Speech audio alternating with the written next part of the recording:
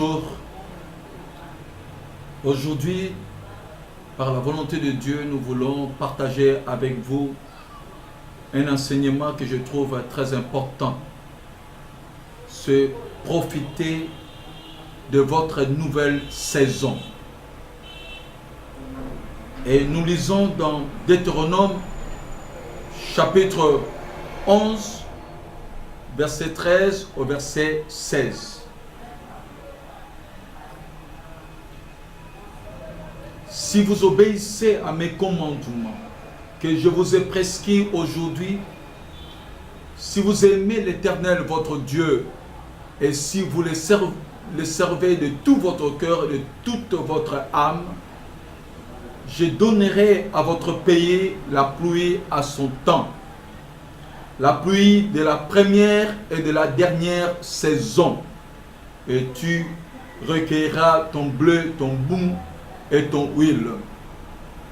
Je mettrai aussi dans tes champs de l'herbe pour ton bétail, et tu mangeras et te rassasieras.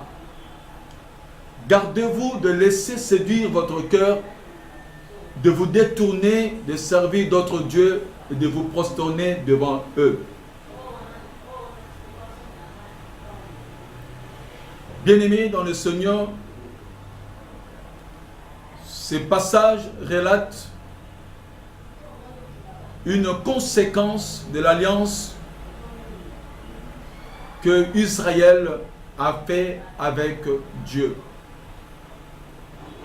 Nous voyons que Dieu promet à Israël de l'accorder toujours la pluie de la première et de la dernière saison. Nous voyons la pluie nécessaire pour commencer à s'aimer et la pluie comme signe de la moisson, la dernière pluie. Et nous voyons par là que Israël pourra jouir du bleu, de mou et de l'huile. Aujourd'hui encore, Dieu promet à son peuple une nouvelle saison. Aujourd'hui encore, Dieu promet à ses élus une nouvelle saison qui va commencer bien sûr par la première pluie et la dernière pluie de la saison. C'est pourquoi il est important que l'enfant de Dieu sache profiter de la nouvelle saison qui nous arrive, de la grâce qui vient de Dieu. C'est pourquoi, bien-aimés, je voudrais d'abord vous dire que Dieu a un plan merveilleux pour votre vie. Dieu a un plan merveilleux pour ses enfants. Dès lors que vous avez rencontré le Seigneur Jésus-Christ, votre vie se trouve entre les mains de Dieu. Ce Dieu qui contrôle toutes choses. Toutes les circonstances que vous rencontrez dans la vie, ce Dieu qui est en train de programmer pour que vous ayez une vie satisfaisante, une vie d'abondance. N'est-ce pas, dans la Bible, il est écrit dans Jean chapitre 10, verset 10, que le diable vient pour dérober, égorger, détruire. Et moi, le Seigneur Jésus, je suis venu pour que vous ayez la vie et la vie en abondance. Donc, Dieu a un plan merveilleux pour votre vie. C'est pourquoi Dieu promet la pluie de première et de la dernière saison. La pluie, c'est quoi? C'est la grâce de Dieu. C'est la bénédiction qui fera que vous puissiez avoir dans tout ce que vous ferez la grâce de Dieu. Cela permettra que vous ayez une vie en abondance, la pluie.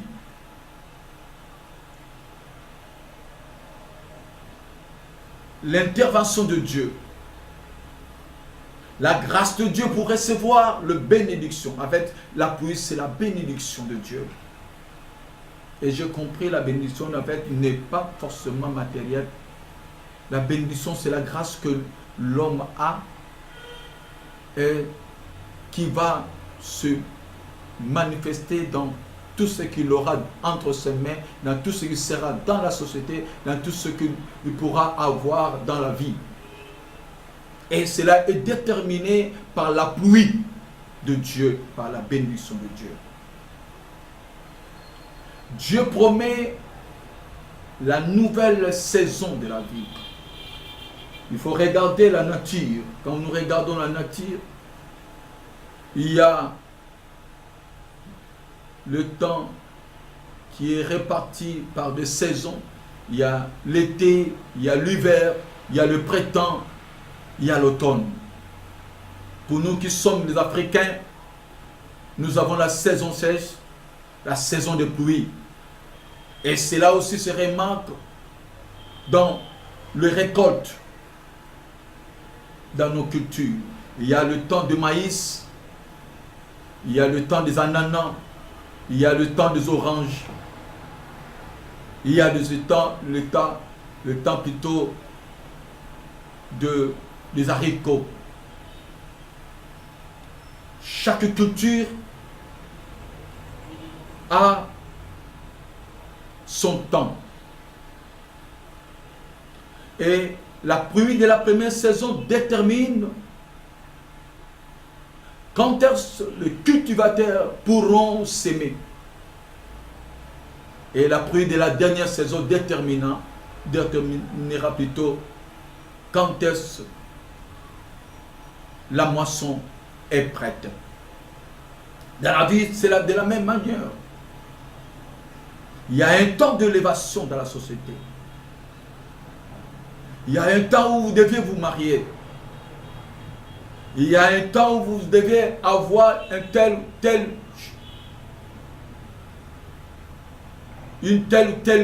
objet ou un tel bien dans la vie. Il y a un temps où vous pouvez vous connaître avec les autorités, avec les hommes qui sont élevés dans la vie. Il y a un temps pour ceci, un temps pour cela. Il y a un temps pour votre ministère aille de l'avant. Que le ministère soit fructueux. Que les portes s'ouvrent. Il y a un temps aussi également où dans la vie spirituelle, vous mènerez une vie de victoire sur toutes les forces de ténèbres. Il y a un temps que vous jouisserez dans la vie sociale. Ce sont les saisons. Dieu, dans cette nouvelle saison, vous pouvez recevoir le bleu. Il y a la saison pour le bleu, comme elle dit dans Deutéronome 11, 13 à 15. Il y aura aussi la saison où vous allez avoir le mou. Il y aura la saison où vous allez recevoir l'huile. Lorsque nous voulons parler de bleu, nous voyons le pain. Parce que le pain est fabriqué à partir du bleu. Le bleu, c'est la substance nécessaire pour satisfaire le besoin primaire de l'homme. Tout ce que vous pourra vous donner le moyen de pouvoir avoir la nourriture, le vêtement, le logement. C'est pourquoi le Seigneur Jésus-Christ a dit, si vous avez le vêtement, la nourriture, cela vous suffit. Ce sont là les besoins primaires de l'homme. Et Dieu veut que vous entrez vous jouissez dans une nouvelle saison où vous aurez tout ça, vous aurez toutes ces choses. C'est très important, bien-aimé. Le pain stabilise l'homme. Le pain conduit à avoir la paix du corps. C'est très important. Le pain soutient le corps. Nous avons aussi la nouvelle saison pour recevoir le mou. Le mou qu'on produit le vin. La Bible dit, on prend le vin pour se réjouir. C'est-à-dire, la saison où vous aurez des occasions de pouvoir vous réjouir serait peut-être le mariage, le travail,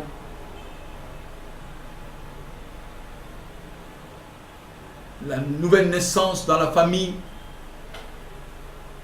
lorsque vous êtes délivré de la stérilité, parce que Dieu le fera. Vous allez connaître la nouvelle saison dans votre vie, vous qui souffrez encore de la stérilité. Pour que vous ayez le mou, le vin, la joie. Vous ayez l'occasion de vous réjouir avec les autres. Dieu fera que vous ayez un autre travail et avec une revenu élevé pour que vous réjouissez avec les autres. La nouvelle saison aussi pour recevoir l'huile. L'huile qui garantit évidemment la santé. Parce que l'huile a une propriété, a la propriété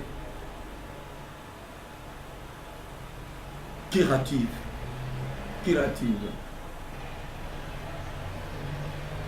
L'huile aussi représente l'action du Saint-Esprit.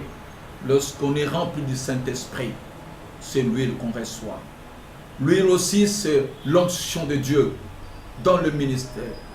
C'est pourquoi il y a une saison que Dieu va vous rendre d'une onction particulière pour une activité spéciale. Une activité particulière également. Il y a l'huile, l'onction d'huile pour l'onction d'huile de buffle pour que vous ayez la force. Il y a l'onction aussi d'Esther pour une femme pour avoir le mariage. C'est vraiment l'onction de Dieu, la grâce de Dieu sur l'individu, sur la personne. L'huile, évidemment, c'est la grâce de Dieu que l'homme reçoit. Mais la nouvelle saison pour en profiter dépend de ses conditions. La première condition, c'est faire alliance avec Dieu. Dieu a un plan merveilleux pour son peuple. Pour devenir le peuple de Dieu, il faut que vous fassiez une alliance avec lui. Dans l'alliance, il y a des clauses où Dieu a ses devoirs. Entre autres, il aura le devoir de pouvoir pleuvoir la première pluie et la dernière pluie de votre saison. En fait, de vous bénir. Et cela dépend de l'alliance que vous avez faite avec Dieu. Quand nous prenons le cas de David, David a fait l'alliance avec Dieu. Vous vous rappelez, il a été oint comme roi, mais il n'a pas eu l'occasion d'être roi. Toujours quand il a compris qu'il avait fait alliance avec Dieu, il a combattu ours et lions, il les a tous gagnés. Et il a tous même tué. Il va même s'affronter avec Goliath. Pourquoi? Il a compris qu'il avait fait alliance avec Dieu. Dieu ne le laissera jamais. Et il est appelé à être roi. Il a combattu contre Goliath. Il a fait tomber Goliath. Parce que c'est Dieu qui devait le faire. Il a profité de sa saison. Et c'était l'occasion aussi d'entrer dans la cour du roi. Il a profité de sa nouvelle saison. Avec Goliath, il est entré dans la cour du roi. Deuxième élément, c'est lire le temps. Il est important que vous lisez le temps. Il y a la pluie. Dieu donne la pluie à son temps. Il y a le temps où Dieu donnera la première pluie et la dernière pluie. Il y a le temps. Il y a le temps de la première pluie. Il y a le temps également de la dernière pluie.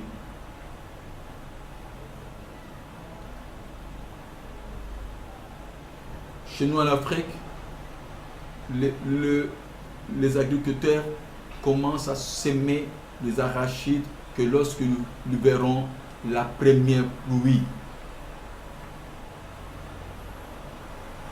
Ils regardent le temps. C'est pourquoi Dieu s'étonne lorsqu'il voit que les hommes de ce monde, les enfants de Dieu, les élus de Dieu, ne regardent pas le temps. Ne savent pas lire le temps. Que nous sommes près de l'hiver, que nous sommes près de l'automne. Il faut lire le temps. Parce qu'il y a des gens qui ont sémé dans une période où la sémence ne pourra pas bien croître. Il faut lire le temps. Quand vous voulez faire quelque chose, il faut savoir lire le temps. Pourquoi ces circonstances? Pourquoi ces difficultés qui m'arrivent dans la vie? Quand vous étudiez attentivement, vous allez comprendre, c'est un signal de Dieu que vous devez vous lever, vous devez agir.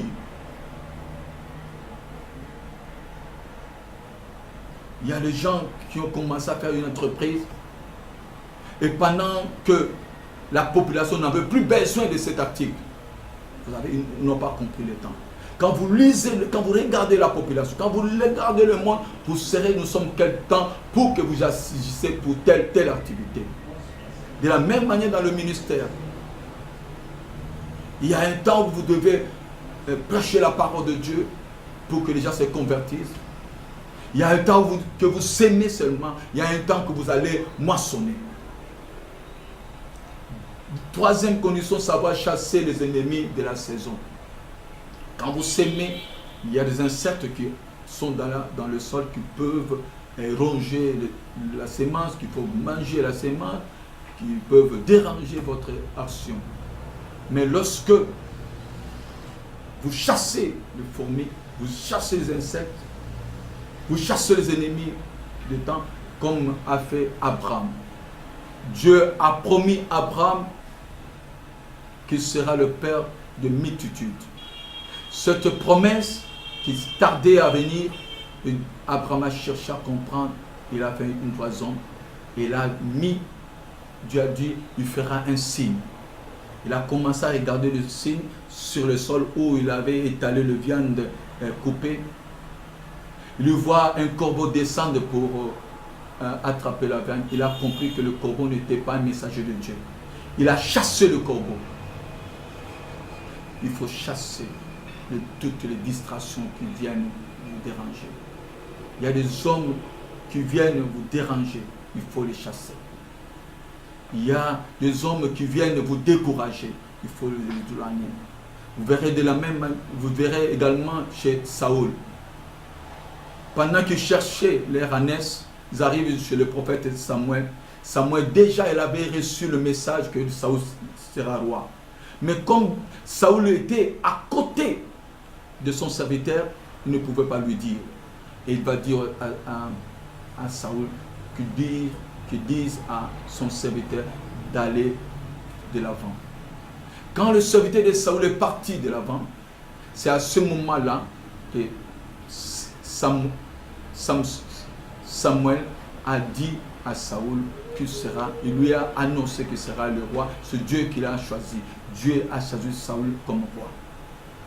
Donc, aussi longtemps que Saoul était collé à son serviteur, il ne pouvait pas recevoir ce message.